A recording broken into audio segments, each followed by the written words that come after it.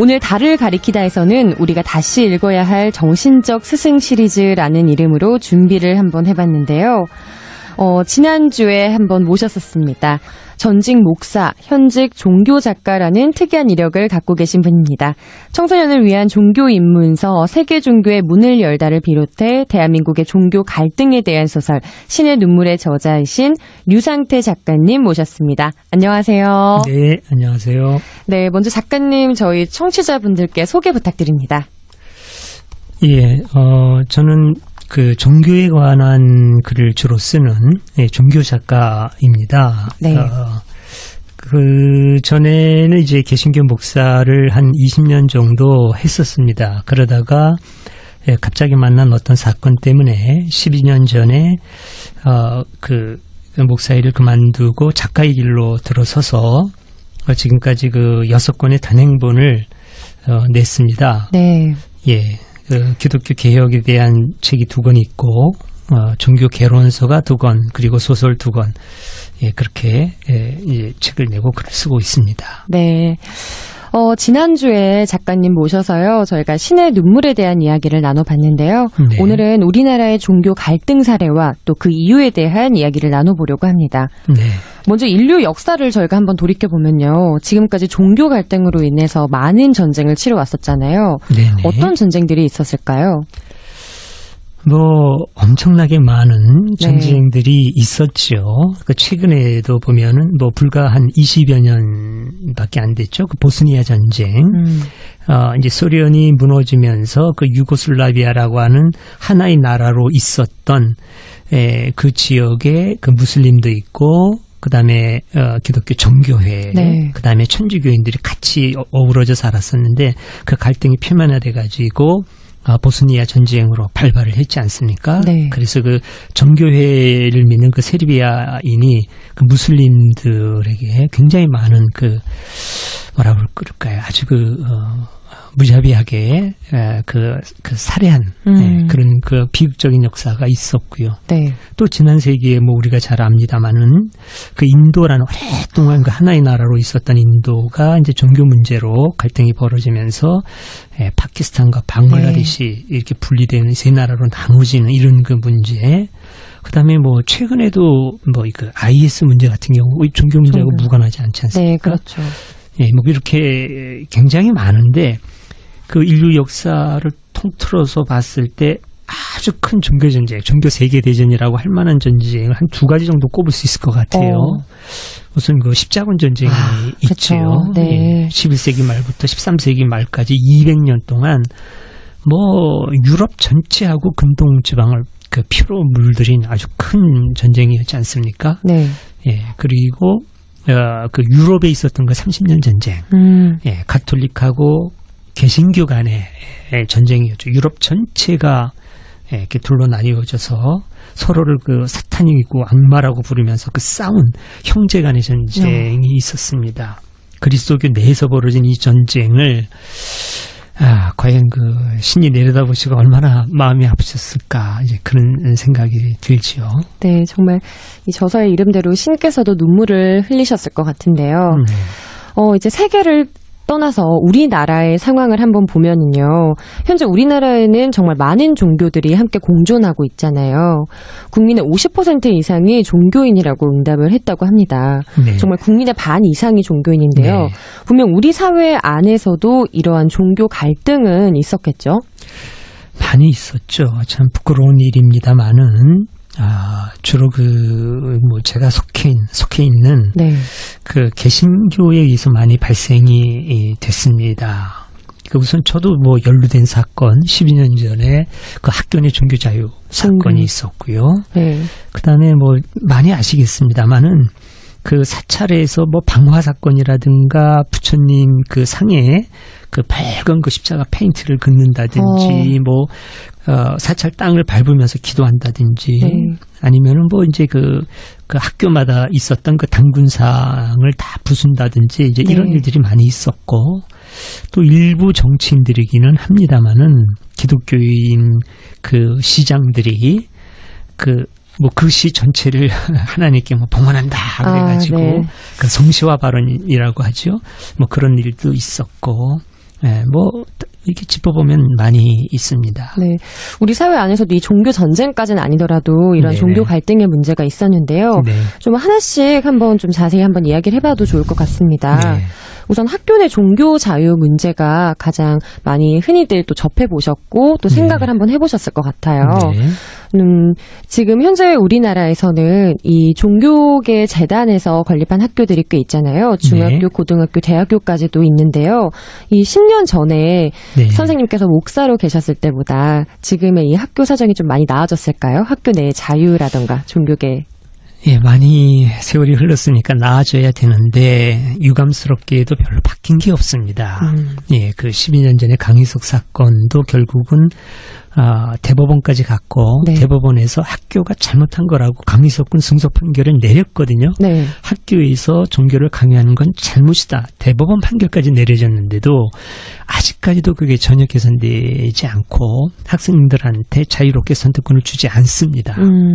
중고등학교에서도 그렇고 대학도 저는 크게 다르다고 보지 않아요. 그 기독교 대학들 뭐 연대라든지 이대라든지 뭐 이런 데서 그 학생들이 채플 과목을 이수해야 졸업을 시켜주는데 네네. 이것 때문에 졸업을 못하는 학생들도 상당히 많이 있어요.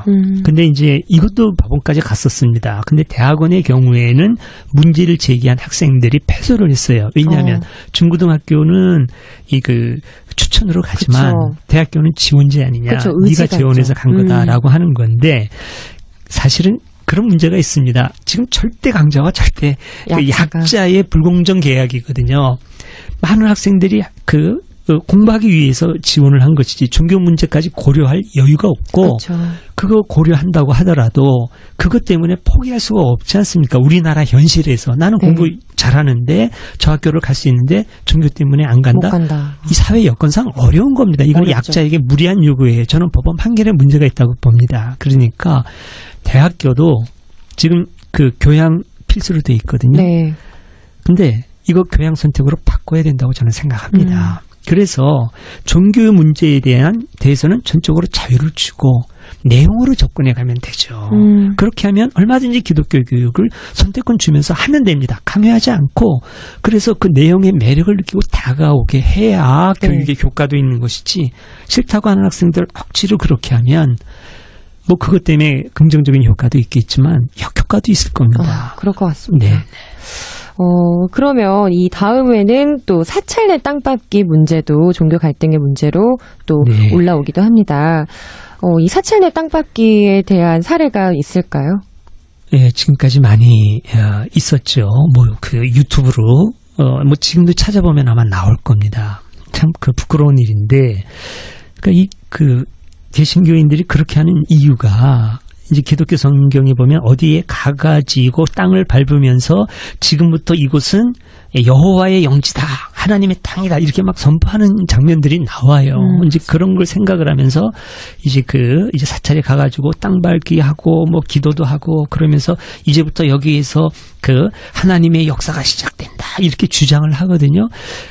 아무리 좋은 의도로 본다고 하더라도 자기들이 갖고 있는 좋은 가르침을 아직 모르는 다른 종교인들에게 나눈다라고 하는 뜻이겠지만 네. 이게 얼마나 무리한 일입니까? 입장 바꿔놓고 생각해보면 이거 참 용납하기 어려운 일이거든요. 그리고 심지어는 사찰에 불을 질러서 훼손된 적도 많이 있어요. 화개사가 이제 네. 불이 몇 번 탔을 겁니다. 근데 참 다행인 거는 제가 개신교인으로서 참 다행인 거는 그때 인근에 한신대학교라고 기독교 신학교가 있었어요. 네.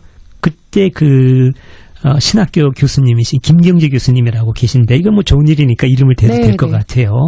그분들이 신학대학원 학생들을 데리고 가서 정식으로 사죄하고 아직 범인이 드러나지도 않았는데 이분이 생각하기에는 개신교인들이 그렇게 했으리라는 생각을 많이 갖고 있는 것이죠. 그래서 사과하는 마음도 전하고 그 사찰을 다시 재건하는데 많은 도움을 주었습니다. 신학생들이 가서 직접 벽돌 나르고 하면서. 근데 이제 이런 일들을 종교인들 간에 해야지 이런 무리를 다시는 범해서는 안 되리라고 생각을 합니다. 네. 이렇게 또 서로의 종교를, 이웃 종교를 더 이해해주고 존중해 주시는 분도 많이 계시니까 네, 앞으로 이런 문제들이 좀 안 드러났으면 좋겠습니다. 안 일어났으면 좋겠어요. 그래야 될 텐데요. 네. 그렇다면 이런 갈등이 일어났던 근본적인 원인, 이유는 뭘까라는 생각이 드는데요. 과연 무엇이라고 생각하십니까? 저는 그 배타적인 교리를 저는 짚고 싶어요. 교리. 네, 예. 그러니까 우리 한국에 있는 종교들 중에 이런 배타적인 교리를 갖고 있는 종교인들만 이런 일을 저지르거든요. 네. 그러니까 불교인이라든지 원불교인이라든지 아니면은 천도교인이라든지 대종교인들 중에서 이런 일을 한 사람 본 적이 있으세요? 없어요. 거의 개신교인들에 의해서 벌어집니다. 천주교인들도 거의 없어요. 왜냐하면 천주교도 지금은 그 배타교리에서 벗어나 있거든요. 같은 그리스도교 형제지만. 그런데 아직까지도 이 배타교리가 한국의 개신교에서는 80~90%가 남아있어요. 네. 저 서유럽으로 가면 거의 개신교에서도 이런 현상이 없습니다. 왜냐하면 거의 벗어나 있기 때문에. 그런데 미국하고 한국에만 이게 지금 남아있어요. 예, 우리 한국교회는 미국의 영향을 많이 받았기 때문에. 그래서 이 배타적인 교리를 한국의 개신교가 넘어서는 게 이 문제를 해결하는 열쇠라고 저는 보는데 그게 참 쉽지 않은 것이죠. 실제로 이 기독교의 교리 안에 이 배타성을 취해라라는 그런 표현은 없지 않습니까? 이제 찾아보면 그렇게 해석할 수 있는 부분들이 없지 않아요. 네, 그런데 그런 기록 자체가 과연 예수님으로부터 나온 거냐 아니면 기록 당시에 교회의 입김이 작용했느냐 이것부터 점검해야 돼요. 이걸 따지다 보면 아주 복잡한 신학적인 문제로 들어갑니다마는 저는 예수님은 그런 배타적인 가르침을 주시지 않았다고 생각을 합니다. 예수님의 진정한 가르침은 그게 아니다. 아니다. 그런데 문제는 성서의 그런 배타적인 부분으로 해석할 수 있는 부분들이 있다는 거죠. 이게 문제예요. 그럼 어떻게 보면 해석의 문제일 수도 있겠네요. 해석의 문제인 거죠. 맞습니다. 예.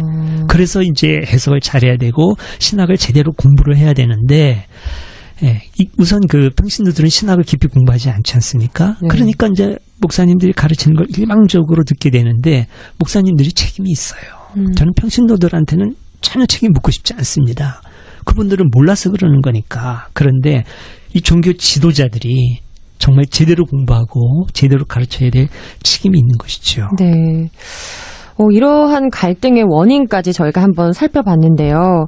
이런 갈등이 있음에도 불구하고 현재 우리나라에는 이 종교 전쟁으로 이어지지는 않았습니다. 네.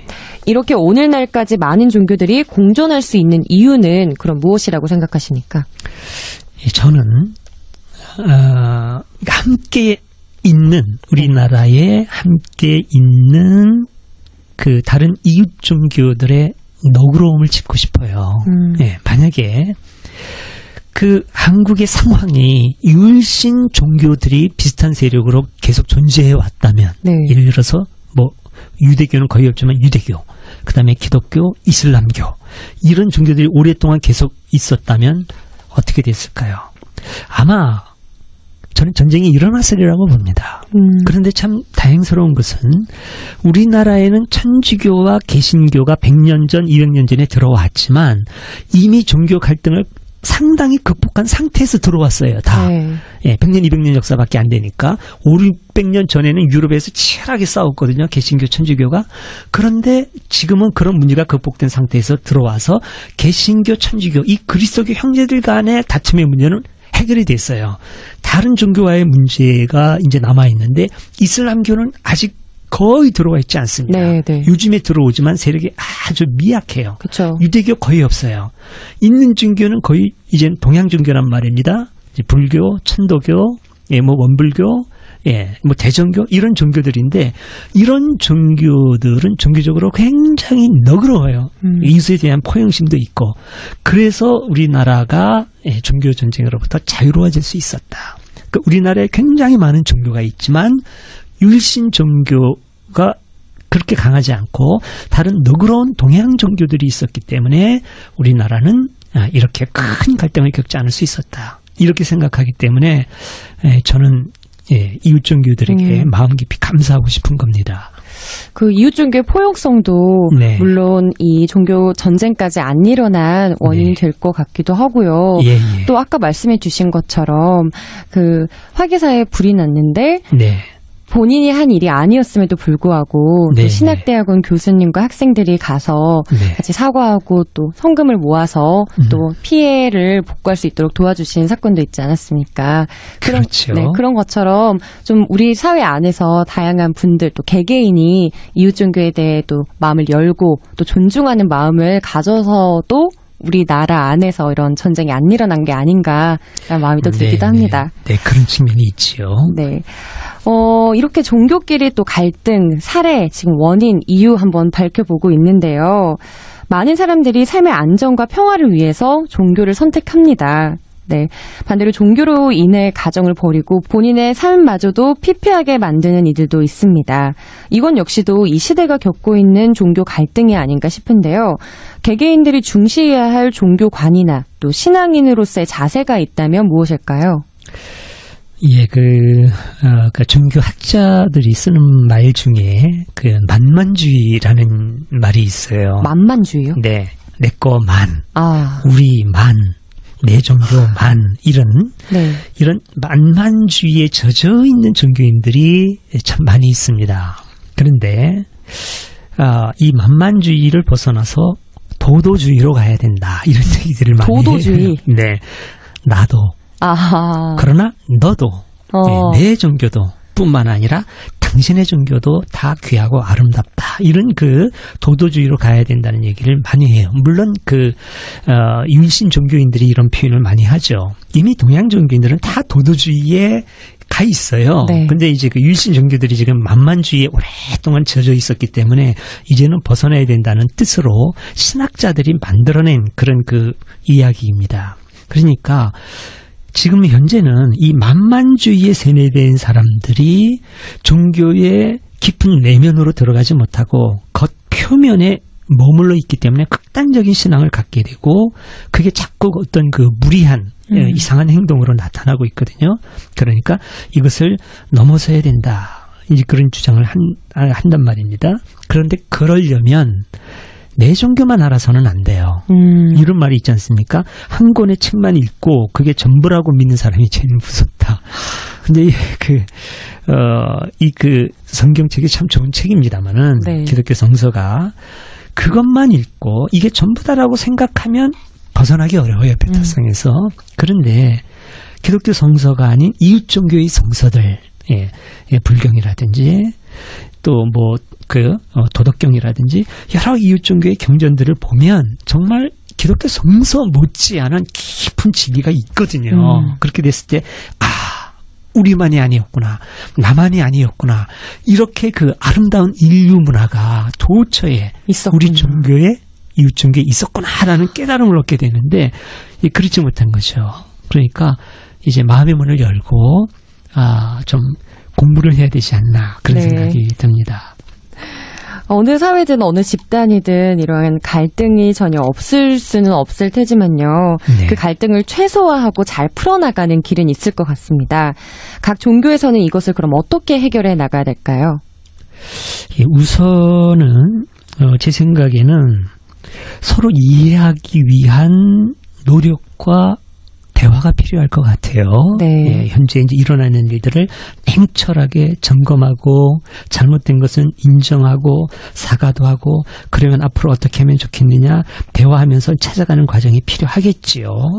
그런데 또 하나 제가 꼭 짚고 싶은 것은 특히 그 어떤 그 유일신 종교들, 우리 종교가 절대적이다라고 생각하는 종교인들일수록 네. 합리적인 의심을 꼭 좀 해봤으면. 자기 종교에 대한? 네. 합리적인 의심. 그러니까 꼭 신에 대해서 의심하라는 게 아니라 네. 뭐 신은 절대적이라고 믿더라도 내 신앙에 대해서 나는 신이 아니지 않습니까? 나는 얼마든지 부족하고 잘못할 수 있는 거잖아요. 그러니까 신이 절대적이니까 내 신앙도 절대적이다라고 연결을 짓는데 이게 무리예요. 우리는 절대적인 존재일 수가 없지 않습니까? 그렇죠. 사람은. 내 판단이 잘못될 수도 있는 거고 내가 배운 게 잘못될 수도 있는 거고 나를 가르쳐준 종교 지도자가 또 잘못할 수도 있는 거고 그러니까 과연 이게 옳으냐. 내가 지금 옳다고 믿고 생각하고 따르고 있지만 이게 정말 옳은 것이냐라고 끊임없이 의심해야 된다는 것이죠. 그래야 발전이 있지. 의심하지 않고 오히려 의심하는 신앙은 잘못된 것처럼 의심하면 안 되는 것처럼 그렇게 자꾸 자기를 세뇌시키면은 그 벗어날 수가 없죠. 그러면 그 신앙은 죽은 신앙이 됩니다. 그러니까 내 신앙이 과연 괜찮은가 계속 의심해가면서 자기 자신을 점검해야 네. 늘 그 겸손해야 그래야 어떤 그 종교 갈등도 잘 풀어갈 수가 있고 스스로의 심성도 더 깊어질 수가 있고 그렇게 된다고 저는 생각을 합니다. 네. 선생님께서 말씀해 주신 만만주의에서 벗어나서 도도주의로 가는 것이 또 그 길이 아닌가 싶습니다. 네, 그렇습니다. 네. 오늘 신의 눈물의 저자이신 유상태 종교작가님과 이야기 나눠봤는데요. 오늘 좋은 말씀